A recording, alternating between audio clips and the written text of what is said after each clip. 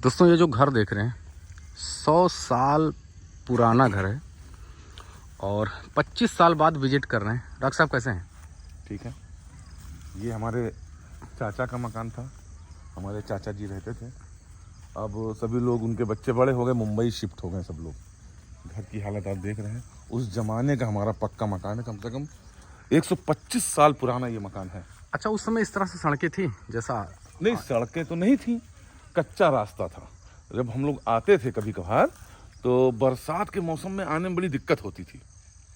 तब पानी भरा रहता था, वो चौराहे पे गाड़ी खड़ी कर दो, वहाँ से पैदल आना पड़ता था। अच्छा, यहाँ पे बता रहे हैं आगे कहीं कोल्हू लगा था।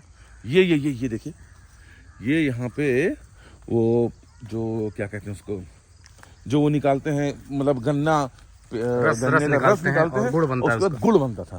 तो हमारे बड़े पापा के जो बड़े बेटे थे वो गुजर गए अब, तो वो यहाँ पे गन्ना पेरते थे। अच्छा, ये कुआं के बारे में बताएं। ये तो पहले सुन लीजिए। जब गन्ना पेरते थे तो बड़ी सी एक कढ़ाई रहती थी लोहे की। अच्छा, यहाँ पे और वहाँ इंजन लगा रहता था। उसी कढ़ाई में गन्ने का रस निकलता था, फिर उसको गुड़ बनाया जाता था उस जमाने में। अब देखिए सब कैसा पड़ा है। दोस्तों, कुएं के बारे में मैं आपको बताना चाहूँगा। बहुत भाई साहब पुराना है। पहले कुएं किस तरह से बनते थे यहाँ पे देखें, इसको ताक बोलते हैं। यहाँ हो गया, हाँ, ताक बना। ये ताक है। इसका क्या काम था? अब ये तो मैं बता नहीं पाऊंगा इसका क्या काम था, लेकिन ताक बना है। एक दो बने हुए हैं, दो।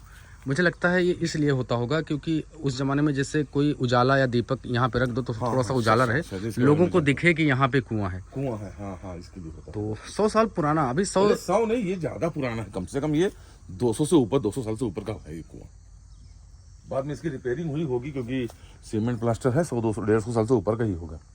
तो दोस्तों, गाँव में आप जानते हैं जब पुराने मकान को लोग छोड़ देते हैं, शहर में चले जाते हैं, फिर जब अच्छा लगता है यहाँ पे। फिर कभी जब यहाँ पे विजिट करते हैं, देखते हैं अपने घर को कि कभी यहाँ पे लोग रहा करते थे। अभी देखिए खंडहर नुमा हो चुका है, यहाँ पे ईंटें पड़ी हैं, पूरा छत जो है वो ढह चुका है। इधर थोड़ा सा बाकी है ये मकान जो है, और चारों तरफ एकदम शांति है। गाँव का माहौल जानते हैं, शुद्ध वातावरण। कभी जब आना होता है तो बहुत ही अच्छा लगता है। इसके बारे में बताएं। ये हमारा पुश्तैनी मकान है। हमारे पिताजी यहाँ पैदा हुए और हमारे पिताजी ने यहीं से अपनी ज़िंदगी का सफ़र शुरू किया। यहाँ से वो इकौना पढ़ने जाते थे। इकौना मतलब यहाँ से कम 8 किलोमीटर, 8-10 किलोमीटर था। पैदल जाते थे। मुझे कभी कभार बताते हैं कि मैं गांव से जब निकलता था तो पैदल जाता था पढ़ने के लिए। दोस्तों, पहले के लोग जो थे वो 30 से 35 किलोमीटर भी पैदल चलते। सुबह उठ के जो है चना या फिर उसको बोलते हैं जो गेहूं होता है उसमें गुड़ मिला के रखते थे और उसी को बांध के साथ में। एक बड़ी विचित्र बात बताता हूँ आपको। विचित्र बात यह है, एक बार मेरे पिताजी ने मुझे एक कहानी सुनाई कि उस जमाने में जैसे मक्का मकान तो था, लेकिन कमाई का जरिया न होने के कारण मेरे पिताजी के पास चप्पल नहीं था। उन्होंने मुझे बताया था पहले।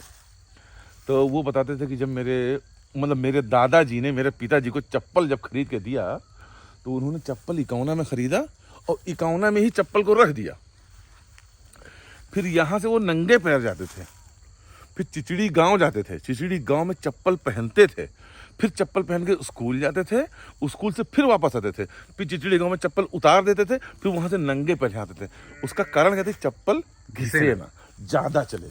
ये बहुत मेरे पिताजी ने मुझे बताया ये घटना। ये हमारा मकान देखिए, यहाँ पे शायद टॉयलेट था। मुझे कुछ हल्की सी यादें याद है, ज़्यादा याद नहीं है, लेकिन हल्की सी यादें याद है। यहाँ पे टॉयलेट था और इसके ऊपर सीढ़ी लगी हुई थी। एक वाकया मुझे शायद 8-10 साल का रहा होगा, वो मेरे जहन में घूम रहा है कि मैं सीढ़ी पे चढ़ा और सीढ़ी से गिर गया था।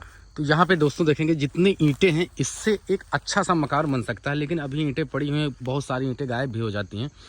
और उस ज़माने में KRS और नाज ऐसे ये नया है। हाँ। लेकिन KRS कोई जो है कोई रहा होगा, उस भट्टे से जो है ईंटें आती थी और इस तरह से मकान बनते थे। अभी तो खंडहर है खैर, लेकिन बनाने का जो स्टाइल था उस ज़माने में, जो मकानें बनती थी, वो आज भी लोग जब देखते हैं तो उन्हें वो अच्छा लगता है। इसमें भी ताक बना हुआ, देखो, केवल दीपक रखने के लिए। यहाँ पे देखेंगे क्योंकि उस ज़माने में लाइट थी नहीं, तो ताक, इसे ताक बोलते हैं गांव की भाषा में।